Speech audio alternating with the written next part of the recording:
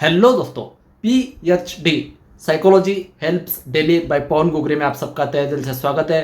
दोस्तों, 21 days challenge of book reading and apply in daily life, इस challenge का आज डे 2 बहुत ही सक्सेसफुल तरीके से कंप्लीट कर चुका हूँ। और आज का रीडिंग और आज का जो मेरा अनुभव है बहुत ही बढ़िया रहा। आज मुझे बहुत सारी चीज़ें सीखने को मिला है जो कि आज मैं आपके साथ 1 2 3 लर्निंग फार्मूला के जरिए आपके साथ शेयर करने वाला हूँ। उसमें नंबर 1 पॉइंट है दोस्तों, वन अप्लाइड थिंग। आज मैंने जो चीज़ सीखा है, आज जो मैंने किताब पढ़ा है उसके बारे में मैं बताना चाहूँगा। ये किताब है बड़ी सोच का बड़ा जादू, डेविड शॉज इसके लेखक है। ऑलरेडी कल मैंने इस किताब के कुछ पॉइंट मैंने आपके साथ शेयर किए हैं। आज भी इस किताब को पढ़ा है, डे 2 चल रहा है, तो इसके भी बहुत सारे आज भी मैंने पॉइंट निकाला है। और उसमें सबसे इम्पॉर्टेंट चीज़, आज मैंने इस किताब से क्या अमल में लाया, कौन सी चीज़ मैं आज अप्लाई किया मेरी ज़िंदगी में, वो आपको बताना चाहूँगा। वो सबसे ज़रूरी पॉइंट है, मैंने उसका नोट्स भी बनाया है, मैं आपको बताना चाहूँगा। उसमें पहला पॉइंट है दोस्तों,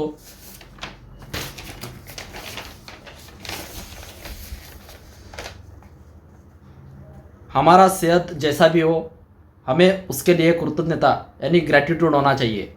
यानी हमारा सेहत किस भी हालत में हो, हमें उसके प्रति ग्रैटिट्यूड रखना चाहिए।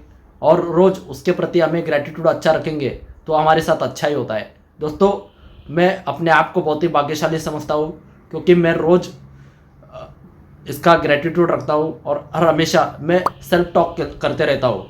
मेरे साथ जो भी अच्छी चीज़ें होते हैं मैं हर हमेशा उसका सेल्फ टॉक करता हूँ। इसके लिए मेरे ज़िंदगी में और भी मेरे बहुत सारी चीज़ों में बदलाव होते गए दोस्तों।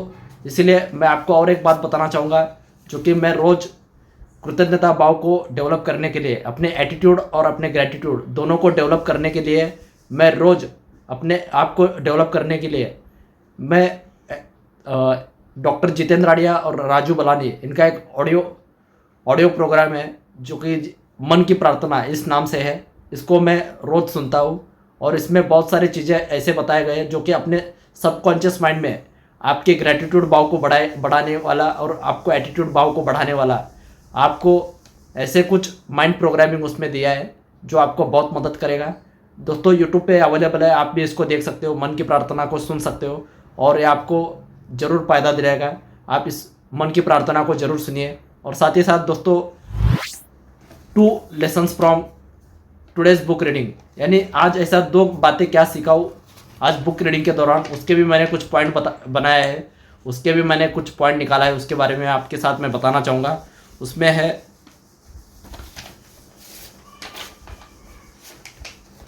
पहला पॉइंट है आज का पहला सीख, बहाना साइटिस, यानी इसे एग्जिबिटिस भी कहते हैं। यानी ये एक दिमागी और मानसिक बीमारी भी है। इसको दरअसल हर सफल व्यक्ति में बहुत ही विकसित अवस्था में पाया जाता है। और साथ ही साथ दोस्तों, ज़्यादातर आम लोगों को इस बीमारी के लक्षण थोड़े बहुत मिलते ही है। इसका अगर एग्जाम्पल बताऊँ, सफलता की सीढ़ियों पर बिना रुके चढ़ने वाला व्यक्ति बहाना साइटिस का रोगी नहीं होता है, जबकि असफल के ढलान पर लगातार फिसलता रहता है और लगातार असफल होता रहता है, वो हर हमेशा अपना बहाना साइटिस से गंभीर रोग से पीड़ित होता है। और अगर आप अपने आसपास के लोगों को गौर से देखोगे, ऑब्जर्व करोगे, तो आपको पता चलेगा कि जो भी लोग सफल लोग पाएंगे वो उतने ही कम बहाने बनाते हैं और वो लोग इसलिए सक्सेस होते हैं। परंतु इसके विपरीत जो व्यक्ति कहीं पर नहीं पहुंचते ज़िंदगी में, वे हर बार असफल होते रहते हैं, उनकी कोई योजना नहीं होती, वो कहीं के भी नहीं होते, उनके पास बहाना बनाने का विशाल भंडार होता है, उनके पास एक काम नहीं करने के 100 बहाने होते हैं। दोस्तों, इसी के साथ लेखक ने बहाना साइटिस के 4 प्रकार बताए जो मैं आपके साथ सामने बता रहा हूँ। आप भी इस किताब में पढ़ के ज़रूर उसको समझ सकते हो। ये बहाना साइटिस के 4 प्रकार हैं। उसमें पहला बताया सेहत का बहाना साइटिस। कई लोग सेहत के रिलेटेड इश्यूज ये करते हैं और सेहत के ऊपर बहाना बनाते हैं। उसके बाद दूसरा आता है बुद्धि का बहाना साइटिस, यानी कुछ लोग, मैं उतना होशियार नहीं हूँ, मैं दिमाग से कमज़ोर हूँ, ऐसे बोल के कई लोग ये भी बहाना बनाते हैं। कई लोग उम्र का बहाना साइटिस देते हैं, मैं उम्र में कम हूँ या मैं उम्र में बहुत ही बड़ा हूँ, मैं बुजुर्ग हूँ, ऐसा बोल के बहुत सारे लोग उम्र का बहाना साइटिस बनाते हैं। और उसके बाद चौथा पॉइंट उन्होंने बताया किस्मत का बहाना साइटिस। कई लोग किस्मत को दोष देते हैं, अगर उनके कर्म करने में कम पड़ जाते हैं तो किस्मत का भी बहाना साइटिस बताते हैं। दोस्तों इसमें लेखक ने बहुत अच्छे से एक एक चीज़ को विस्तार से बताया। और साथ ही साथ दोस्तों आपको अगर मैं बताऊँ मेरे अनुभव से, तो मिलिट्री साइकोलॉजी के बारे में, मैं पिछले 8 साल से अध्ययन कर रहा हूँ और इसमें मैं इंटरनेशनल मिलिट्री साइकोलॉजी कॉन्फ्रेंस को भी अटेंड करता हूँ। तो उसमें मैंने बहुत सारे मिलिट्री ऑफिसर्स को और अलग अलग प्रोफेशनल्स लोगों को मैंने देखा है, और साथ ही साथ मेरे बहुत सारे बिजनेस पर्सन को भी मैंने देखा है, और बहुत सारे प्रोफेशनल लोगों को मैंने देखा है। उनके अंदर मुझे एक कॉमन चीज़ मिला है, वो लोग अपने ज़िंदगी में कम बहाना बनाते हैं, या तो वो बहाना साइटिस के शिकार नहीं होते हैं। वो लोग उनके क्षेत्र में चोटी पर पहुंच जाते हैं। दोस्तों आप भी अपने बहाना साइटिस का इलाज कराइए। आपका भी छोटे छोटे बातों के ऊपर आप बहाना बनाते हो तो उसको कम करिए, क्योंकि बहाने बनाते बैठेंगे तो ज़िंदगी में हम कुछ भी हासिल नहीं कर पाएंगे। इसलिए बहानों को कम करिए। और साथ ही साथ दोस्तों आज का लेसन नंबर 2 के बारे में हम जानेंगे। आज का लेसन नंबर 2 है विश्वास जगाए डर भगाए, instil confidence and dispel fear. यानी आप जब तक डर इसको नहीं भगाओगे तो आप ज़िंदगी में कुछ भी हासिल नहीं कर पाओगे। दोस्तों डर एक कोई काल्पनिक या मन का वहम नहीं है। यहाँ पे लेखक कहते हैं कि आजकल इंसान के ज़्यादातर डर मनोवैज्ञानिक यानी साइकोलॉजिकल फियर होते हैं, और साथ ही साथ चिंता, तनाव, उलझन, ये सभी प्रकार के जो नकारात्मक भावनाएं, नकारात्मक डर है, ये अनुशासित कल्पना के कारण पैदा होता है। इसके लिए डर को भगाना है तो अपने अंदर पहले विकास जगाना, अपने विश्वास को जगाना होता है। डर के पीछे क्या कारण है इसे समझना पड़ेगा और उसका इलाज करना पड़ेगा। दोस्तों डर सफलता का नंबर 1 दुश्मन है। डर जो है अपने सफलता के लिए बहुत ही बड़ा दुश्मन है, यहाँ पे लेखक कहते हैं। और डर के कारण व्यक्ति कोई अवसर का लाभ नहीं उठा पाता। डर कोई शारीरिक या मानसिक रूप से कमज़ोर बना देता है। डर के कारण व्यक्ति शारीरिक और मानसिक दोनों रूप से कमज़ोर बन जाता है। और साथ ही साथ दोस्तों इसके कारण लोग जीवन में क्या हासिल करना चाहते हैं वो हासिल नहीं कर पाते हैं, और उनका जो लक्ष्य होता है, अपना जो भी उनका सपना होता है वो अधूरा ही रहता है। दोस्तों इस किताब में बताया गया है कि हर प्रकार का हर डर एक मनोवैज्ञानिक इन्फेक्शन है, यानी साइकोलॉजिकल इन्फेक्शन का रूप है। ये भी एक प्रकार से शारीरिक इन्फेक्शन की तरह है। इसको भी हम इलाज कर सकते हैं, जैसे शारीरिक इलाज करते हैं वैसे मानसिक इलाज कर सकते हैं। इसका इलाज करने के लिए हमें अपने आत्मविश्वास को बढ़ाना और इसको जगाना बहुत ही ज़रूरी है। दोस्तों कोई भी व्यक्ति आत्मविश्वास के साथ पैदा नहीं होता है। आत्मविश्वास हम धीरे धीरे अपने ज़िंदगी में बढ़ा सकते हैं और उसको डेवलप कर सकते हैं। दोस्तों इसमें एक बात उसमें बताया कि डर को भगाने के लिए लेखक ने इसमें एक घटना के बारे में उल्लेख किया, जो मैं आपके सामने बताना चाहूँगा। ये घटना इस तरीके से है, ये द्वितीय विश्व महायुद्ध यानी वर्ल्ड वॉर सेकंड का एक घटना है।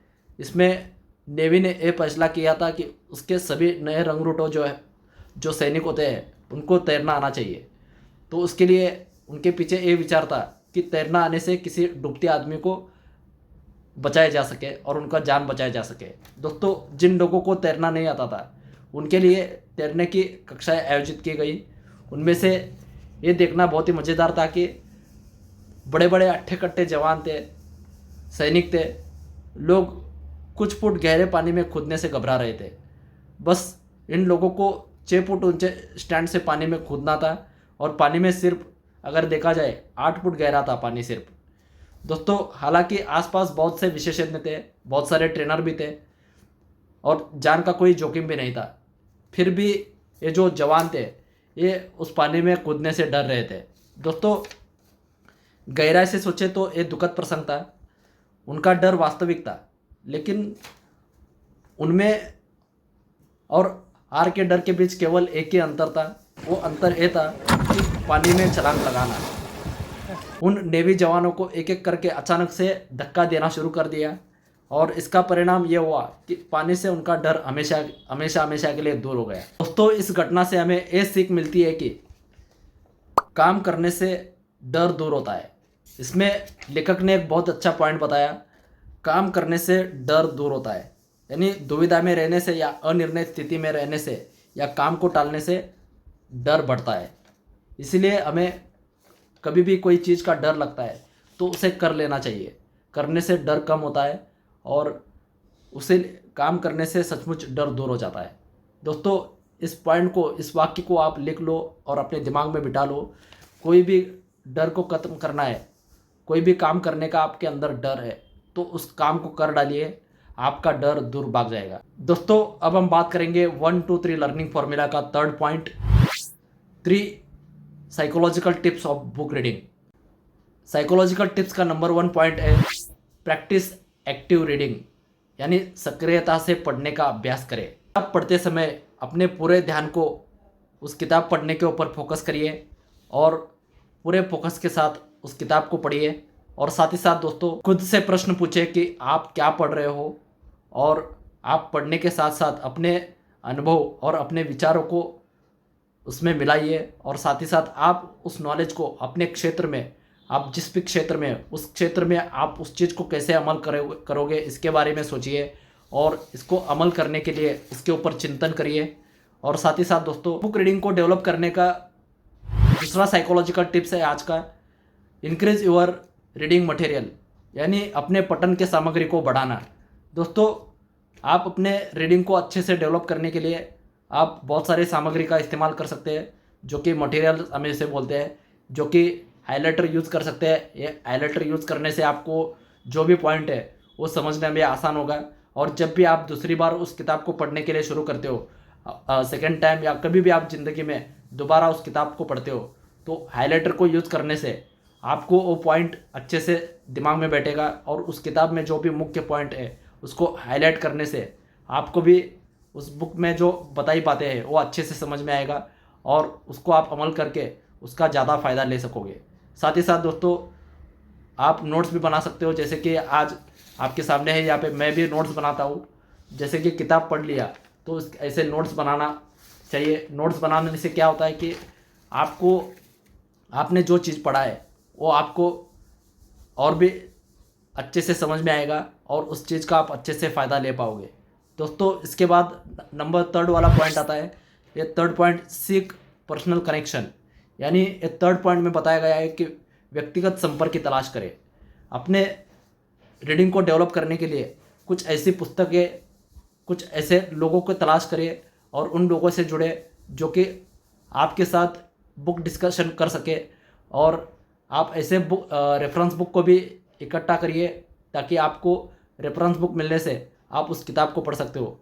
आपकी जो भी फील्ड है, जो भी आपकी रुचियाँ हैं, आपके सेम मिलते जुलते जो रुचियाँ होते हैं, उन लोगों के साथ भी आप एक प्रकार से आप उनके साथ दोस्ती बढ़ा सकते हो और आप बुक डिस्कशन करके आप एक दूसरे का नॉलेज बढ़ा सकते हो। तो दोस्तों, साथ ही साथ उस पर आपके साथ, आप उनके साथ चर्चा करिए। और ये तरीका इतना प्रभावशाली है कि ये आपको सीखने के जो आपका संभावना है इसको और भी बढ़ाएगा और आप उस चीज़ को अच्छे से सीखोगे और आप ज़िंदगी में अमल करके उसका बहुत सारा फ़ायदा भी ले सकोगे। तो दोस्तों, आज ये 1 2 3 लर्निंग फार्मूला यही रहा आज का बुक रीडिंग का डे 2 में। आपको मेरा जो भी अनुभव रहा वो मैंने शेयर किया। उसके साथ दोस्तों, आपको ये वीडियो अच्छा लगा तो इस वीडियो को ज़रूर लाइक करिए और साथ ही साथ ज़्यादा से ज़्यादा लोगों को बुक रीडिंग हैबिट को डेवलप करना चाहते हैं तो उन तक इस वीडियो को ज़रूर शेयर करिए ताकि वो भी लोग इस वीडियो का जो भी टिप्स है उसको इस्तेमाल करके फ़ायदा ले सके। इसके लिए ज़्यादा से ज़्यादा लोगों तक इस वीडियो को शेयर करिए और हमें जो भी फीडबैक देना चाहते हो या आपके विचार को शेयर करना चाहते हो या आपके बुक रीडिंग के अनुभव को शेयर करना चाहते हो तो कमेंट बॉक्स में ज़रूर शेयर करिए। और साथ ही साथ इस चैनल को, हमारे इस चैनल को सब्सक्राइब करना ना भूलिए। चैनल को सब्सक्राइब करिए, बेल आइकॉन को क्लिक करिए, साथ ही साथ ऑल बटन को क्लिक करना ना भूलिए ताकि जो भी नए वीडियोस अपलोड करते हैं तो आप तक सबसे पहले पहुंच जाएंगे और आपको नोटिफिकेशन मिल जाएगा। तो दोस्तों, आज के बुक रीडिंग में आप सबको मेरे तरफ से हैप्पी बुक रीडिंग कहता हूँ। और साथ ही साथ दोस्तों, आप अपने आप को साइकोलॉजिकल फिट बनाइए, अपने बुक रीडिंग की हैबिट को और भी डेवलप करिए। चलो दोस्तों, कल मिलेंगे डे 3 के साथ नेक्स्ट वीडियो में। तब तक bye bye, take care, thank you so much.